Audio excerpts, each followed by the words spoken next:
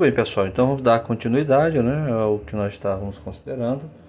Só relembrar de novo o nome dos instrumentos que a gente vai utilizar para melhor compreensão do conteúdo, que é lugar geométrico, e também para nós construirmos as figuras solicitadas. De novo, transferidor, certo?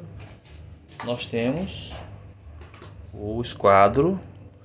Lembrando que o principal do esquadro é o ângulo de 90 graus, que é esse ângulo aqui. Só que nós temos um ângulo de 60 graus aqui, nesse aqui, né, e um ângulo de 30. Então, 90, 30, 90, 60, 30, que dá 180 graus. Que é as medidas dos ângulos internos de um triângulo. Nós temos outro esquadro, né?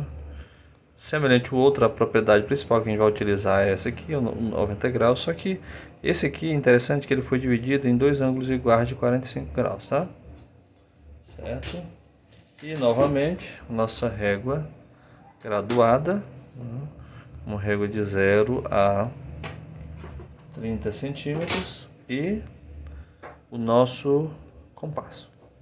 Muito bem, então vamos lá. Dito isso, prosseguiremos então com a nossa aula. A primeira ideia aqui é, qual é a primeira ideia? Converse com os colegas sobre essas questões e faça os registros no caderno. Qual figura geométrica obtemos ao ligar com 3 segmentos de reta, pontos não alinhados 2 a 2? Ou seja, o que isso quer dizer? Vou pegar aqui para fazer essa construção, né? Então vamos supor que você tenha 3 pontos, um pontinho aqui e um pontinho aqui. Vamos dizer que é um ponto A, um ponto B e um ponto C. Vê que não estão alinhados 2 a 2. Estariam alinhados 2 a 2 se eu fizesse assim, ó. A, B, C, né? Aí eles estariam alinhados 2 a 2, que seria AB e BC. Nesse caso, não. E se nós ligarmos esses pontos? Vamos ligar eles então? Eu vou ligar os pontos aqui, né? Ligar o ponto B com o ponto C. Ligar o ponto A com o ponto B. E ligar o ponto A com o ponto C. Que figura é formada, pessoal? E isso é um triângulo, né? Então nós formamos um triângulo, ok? Então tá aqui, ó, a resposta é um triângulo. A outra, o que significa dizer que um ponto é equidistante a 3 pontos dados? O que seria isso? Eu vou mostrar para vocês, ó. Vamos supor que eu tenho esse ponto aqui, ó, certo? Para isso aqui eu vou precisar do nosso transferidor para ficar mais exato o ponto, tá? Eu vou colocar um ponto qualquer aqui. Eu vou medir o nosso esquadro. Vou medir uma distância aqui qualquer. Eu vou medir 4 centímetros, tá? Ou seja, vamos chamar esse ponto aqui A e esse ponto B, ok? Eu quero que esse ponto ele esteja na mesma distância. Equidistante significa a mesma distância de 3 pontos, né? Então, para eu não perder, né? Aqui, ó. Não perder a referência, eu vou marcar aqui, ó. Ponto qualquer C e um ponto D. Bom, o que isso quer dizer, pessoal? Foi o que eu fiz aqui. O que eu fiz foi com que o ponto A ele esteja a mesma distância do ponto B, que é D. Tem a mesma distância que está do ponto B, a mesma distância do ponto C e do ponto D. Será que é mesmo? Olha só. Aqui foram 4 centímetros, não é isso? E aqui? Também 4 centímetros. E aqui, pessoal? Quantos centímetros foram?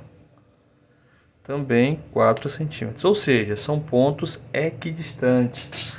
Ou seja, esse ponto A está equidistante do ponto B, do ponto C e do ponto D. A distância que ele está desses 3 pontos de cada um deles é 4 centímetros, tá? Então tá aí, ó. quando duas retas de um mesmo plano são paralelas? É outra pergunta. Pessoal, olha, vamos só relembrar alguns pontos que talvez vocês não tenham estudado ainda ou por algum motivo.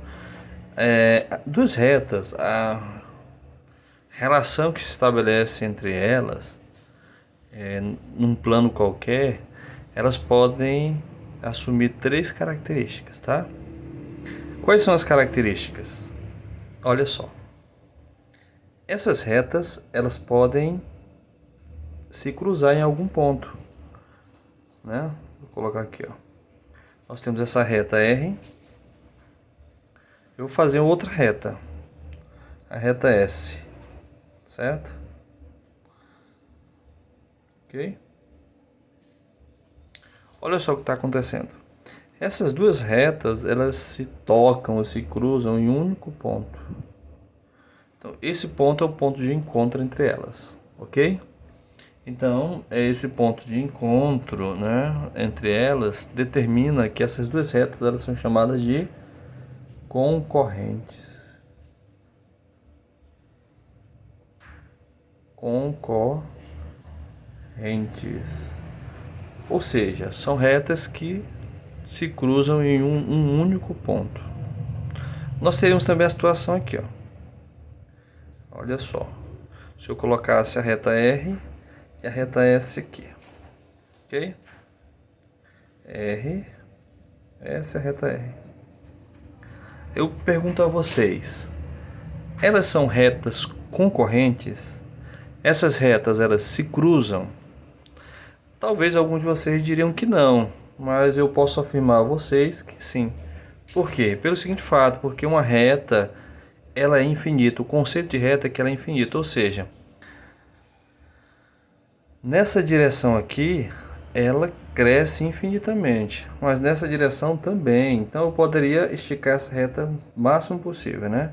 E aqui também eu poderia esticar ela o máximo que eu quisesse. O mesmo acontece com essa outra reta aqui, ó. Eu poderia esticar ela o tanto que eu quisesse, ó. E vocês vão perceber que elas vão se cruzar nesse ponto aqui. Então também são retas concorrentes.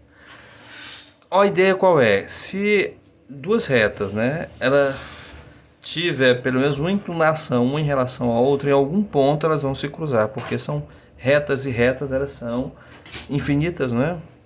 Agora, veja só. As retas também, elas podem ser de outra forma. Vou pegar a régua que vai facilitar melhor para mim, né? Vai ficar melhor para fazer. Elas podem ser assim também. Eu vou fazer duas retas agora aqui, tá? Vocês vão entender. Ó, eu vou chamar essas duas retas também de reta R e reta S, tá? R e S. Agora, se eu estendesse essa reta nessa direção infinitamente, né? Que eu fosse estendendo ela e essa aqui. Será que em algum momento elas vão se cruzar? Não, por quê? Porque ela tem a mesma distância em qualquer ponto, ou seja, essa distância aqui deu 3,6 milímetros. E aqui da mesma forma, olha, 3,6 milímetros. Ou seja, essa reta ela vai ter em qualquer ponto a distância entre elas vai ser a mesma.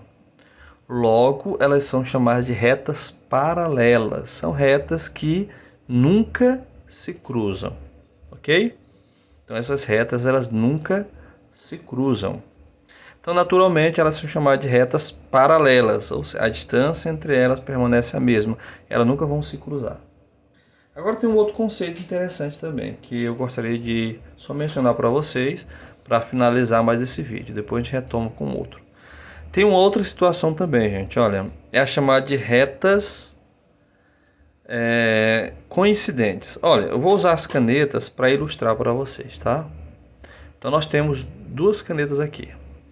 Ó, essas duas canetas, elas representam duas retas, vou colocar aqui, tá? Duas retas concorrentes, porque se eu estendesse ela aqui, ó, essa outra aqui, ó, se eu fosse estender essa aqui, e se eu fosse estender essa outra aqui, vocês vão perceber que elas iam se encontrar em algum ponto, que elas estão inclinadas, né? Então são chamadas de retas concorrentes, ok? Bom, se elas estiverem aqui, em qualquer ponto elas tivessem a mesma distância uma da outra, elas seriam chamadas de retas paralelas. E se uma reta estiver em cima da outra? Olha só. Veja só. Uma está em cima da outra, né? Você consegue ver as duas canetas? Vocês me diriam quantas canetas tem aqui? Bom, é porque vocês viram eu posicionando a caneta, né? Mas para alguém desavisado vai perceber que, ou dizer que só tem uma caneta, mas são duas canetas, né? Ok? É que uma está atrás da outra, está em cima da outra.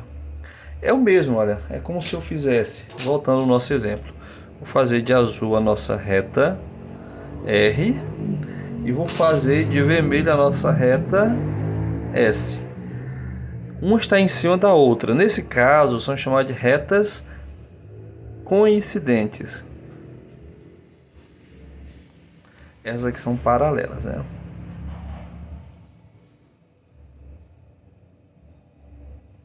Então, gente, olha, essas são as três situações. As retas, elas podem ser, como eu havia mostrado, né? Elas podem ser concorrentes, onde se encontra em um ponto.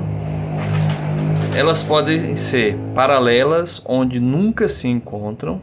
Ou elas podem ser coincidentes, onde todos os pontos das retas se encontram, porque uma está em cima da outra, ok? Então, ficamos por aqui. A gente volta num próximo vídeo para dar continuidade a esse conteúdo.